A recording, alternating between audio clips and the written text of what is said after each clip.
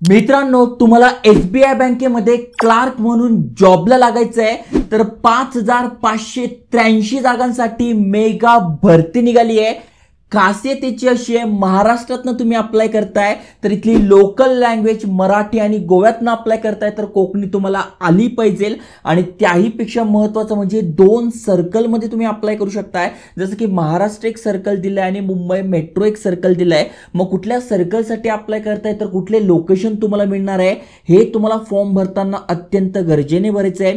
त्यानंतर सिलेबस कसा आहे, सिलेक्शन कसं होणार आहे, अभ्यास कुठल्या पुस्तकातनं करायचा, सगळी माहिती देणार आहे। कारण की IBPS ची नुकतीच भरती निघालेली आहे, त्यासाठी आणि यासाठी तुम्ही सेम अभ्यास करू शकताय आणि दोघांपैकी कुठेही तुम्ही इझिली लागू शकणार आहात जर का तुम्ही अभ्यास प्रॉपर करता। त्यामुळे सगळी माहिती समजून घ्या।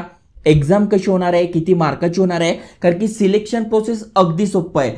प्रिलिमिनरी होणार आहे, मेन्स होणार आहे आणि ज्यांनी 10वी 12वी मध्ये लोकल लँग्वेज म्हणजे मराठी नव्हती त्यांच्यासाठी लोकल लँग्वेज टेस्ट होणार आहे, डॉक्युमेंट व्हेरिफिकेशन आणि मेडिकल। त्यानंतर तुम्ही SBI बँकेमध्ये जॉबला लागलेले असाल। त्यामुळे व्हिडिओ पूर्ण बघा, सगळी माहिती सांगतोय। मित्रांसोबत शेअर करा, फॅमिली मेंबर सोबत शेअर करा। चला तर बघूया डिटेलमध्ये। त्याआधी सबस्क्राईब केलं नाहीये तर करून ठेवा।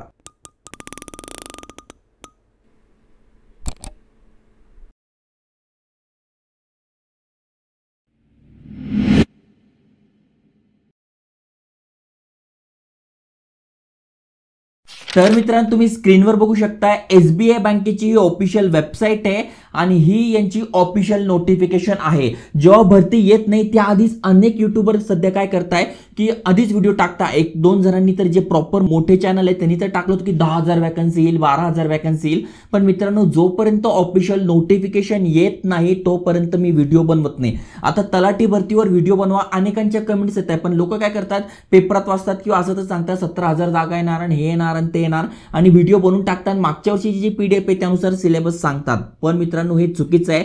कारण की सांगणं आणि प्रत्यक्षात आता अनेक जण 17,000 म्हणताय, मे बी फक्त 5-10 हजार सुद्धा वॅकन्सी येऊ शकतात। त्यामुळे जोपर्यंत नोटिफिकेशन ऑफिशियली येत नाही, ऑफिशियली जे पण अधिकारी आहे त्यांच्याकडनं ते येत नाही, तोपर्यंत मी व्हिडिओ बनवत नाही। आता हे ऑफिशियली आलंय त्यामुळे सगळी माहिती मी तुम्हाला प्रॉपरली सांगू शकतोय। ओके, जसं की बघू शकताय या PDF मध्ये सगळी माहिती दिलेली आहे आणि रेग्युलर वॅकन्सीज आहे आणि बॅकलॉग वॅकन्सी आहे। ओके, रेग्युलर वॅकन्सी आहे 5180। तुम्ही ते बघा खाली स्क्रोल केल्यानंतर तुम्हाला ते दिसून जाईल रेग्युलर वॅकन्सी आहे 5180 आणि बॅकलॉग तुम्ही ते बघू शकता आहे 403। अशा टोटल 5,500 प्लस इथे जागा असणार आहे। आता आपण महाराष्ट्रात आहोत, मग महाराष्ट्रामध्ये आपल्याला अप्लाय करायचं आहे कारण की इथली लोकल लँग्वेज आपल्याला येते आहे। तर तुम्ही ते बघू शकताय महाराष्ट्रामध्ये 2 सर्कल दिलेले आहे, एक महाराष्ट्र सर्कल दिलाय। मग जर का तुम्ही फॉर्म भरताना महाराष्ट्र सर्कल सिलेक्ट करताय, मग जसं वाशिम झालं, वर्धा झालं, या साईडला तुमचं सिलेक्शन होईल। आणि मुंबई मेट्रो तुम्ही टाकताय तर मुंबई मेट्रो म्हणजे कुठं आलं, मग प्रॉपर मुंबई झाले, साऊथ ईस्ट ते झालं, पालघर झालं, रायगड झालं, हे जे साईड आहे जर तुम्ही मुंबई मेट्रोमध्ये अप्लाय करताय तर या साईडला तुम्हाला लोकेशन मिळेल आणि महाराष्ट्र करताय तर वर्धा वगैरे त्या साईडला तुम्हाला जॉब लोकेशन मिळेल। त्यामुळे फॉर्म भरताना हे लक्षात ठेवायचं तुम्हाला आहे। इथली लोकल भाषा मराठी आहे आणि गोव्यातनं अप्लाय करताय जे की मुंबई मेट्रो अंतर्गतच येतं। इथे कोकणी भाषा तुम्हाला आली पाहिजे। गोव्यासाठी 14 जागा आहे, ज्यांना कोकणी येते ते तिथे पण अप्लाय करू शकताय। ओके, टोटल महाराष्ट्रातील 476 आणि बॅकलॉगच्या आपण बघितल्या तर 168, जवळपास 650च्या आसपास इथे वॅकन्सी आहे। तुम्ही कास्टनुसार पण बघू शकताय, म्हणजे SC साठी किती आहे, ST साठी किती आहे, OBC साठी किती आहे, EWS आणि जनरल साठी किती आहे हे तुम्हाला इथे वाचायला मिळेल। ओके, तुम्ही ते बघू शकता या पट्ट्यामध्ये दिलेलं आहे। आता सगळ्यात महत्त्वाचं म्हणजे वय काय पाहिजे, तर तुम्ही ते बघू शकताय तुमचं वय 1 एप्रिल 2025 रोजी कॅल्क्युलेट केले जात आहे।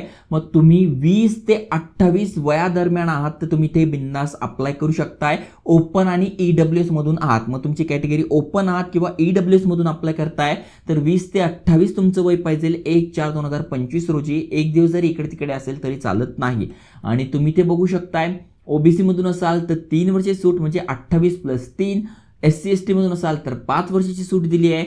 PWBD कॅन्डिडेट आहात जनरल EWS मधून तर 10 वर्षी सूट दिली आहे। बाकीच्यांसाठी पण इथे दिली आहे। एक्स सर्व्हिसमन आहात तरी तुम्हाला इथे वयामध्ये सूट दिलेली आहे। ओके, आता त्यानंतर सगळ्यात महत्त्वाचं म्हणजे इथे बघा खाली स्क्रोल केल्यानंतर तुम्हाला दिसून जाईल सिलेक्शन प्रोसेस. तर जसं मी तुम्हाला व्हिडिओच्या सुरुवातीला सांगितलं, सिलेक्शन अगदी सोपं आहे. तुमची प्रिलिमिनरी एक्झाम आणि मेन एक्झाम हे दोनच महत्त्वाचे टप्पे आहे. ते जर तुम्ही पार केले तर डॉक्युमेंट व्हेरिफिकेशन म्हणजे तुमचे डॉक्युमेंट जेन्युइन आहे तर इझिली तुम्ही सिलेक्ट होऊन जाल. ओके, मग प्रिलिमिनरीमध्ये काय असणार आहे, 100 मार्काची टेस्ट असणार आहे 3 सेक्शनमध्ये. इंग्लिश लँग्वेज तुम्ही इंग्लिशमध्येच देणार आहात. 30 प्रश्न 30 मार्कांसाठी 20 मिनिटं मिळणार आहे. मग न्यूमेरिकल ॲबिलिटी आणि रेझोनिंग हे तुमचं असणार आहे. म्हणजे टोटल 100 प्रश्न 100 मार्कासाठी 1 तास तुम्हाला इथे मिळणार आहे. महत्त्वाचं म्हणजे निगेटिव्ह मार्किंग सुद्धा आहे, त्यामुळे याकडे तुम्हाला लक्ष द्यायचं आहे. अभ्यास करताना किंवा पेपर देताना जे उत्तर तुम्हाला योग्य येत आहे तेच द्या, नाही तर निगेटिव्ह मार्किंगमुळे अनेक जणांचे मार्क कमी होतात.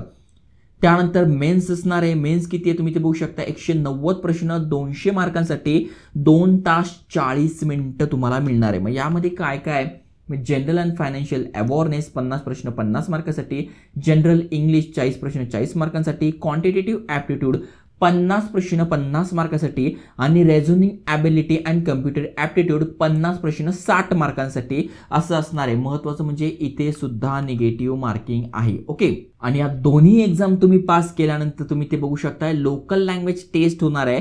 जर का तुम्ही इन केस म्हणजे 10वी मध्ये किंवा 12वी मध्ये तुमची लोकल लँग्वेज होती तर तुम्हाला द्यावी लागणार नाही. ज्यांची नाही आहे त्यांना ती टेस्ट द्यावी लागणार आहे. मग नॉन व्हर्बल टेस्ट आणि व्हर्बल टेस्ट असणार आहे. तर नॉन व्हर्बलच आहे, तुम्ही ते बघू शकताय. 3 पॅसेजेस असणार आहे 15 क्वेश्चन. इथे पण 3 पॅसेजेस असणार आहे 15 क्वेश्चन. ओके, त्यानंतर खाली स्क्रोल केल्यानंतर तुम्हाला इथे दिसून जाईल कुठल्या स्टेटची कुठली लँग्वेज आहे. मग महाराष्ट्रातनं आपण अप्लाय करतोय तर इथे बघू शकता 3 मध्ये देऊ शकता, इंग्लिश, हिंदी आणि मराठीमध्ये देऊ शकता. ओके, खाली स्क्रोल केल्यानंतर तुम्हाला इथे दिसून जाईल सॅलरी किती असणार आहे. तर 24,000 हा बेसिक पे आहे. तिथून तुमची सॅलरी 64,480 रुपयांपर्यंत जाते. सॅलरी SBIची चांगली आहे.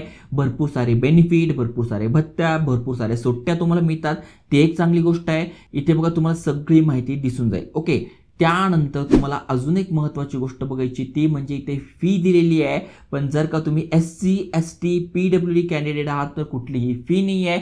जनरल OBC आणि EWS कॅन्डिडेटसाठी 750 रुपये फी ठेवलेली आहे, जी की अत्यंत जास्ती आहे. आणि बँकिंग जेवढा एक्झाम आहे ते 999 ते 700 एवढ्या दरम्यानच फी ठेवत असतात. ओके, बाकी खाली स्क्रोल केल्यानंतर सगळी माहिती तुम्हाला दिसून जाईल. आता याचे बुक तुम्हाला पाहिजे आहे तर डिस्क्रिप्शनमध्ये सगळी मराठीमध्ये माहिती दिलेली आहे. PDF थोडी वाचायला अवघड वाटू शकते तर मराठीत ते वाचून घ्या, समजून घ्या.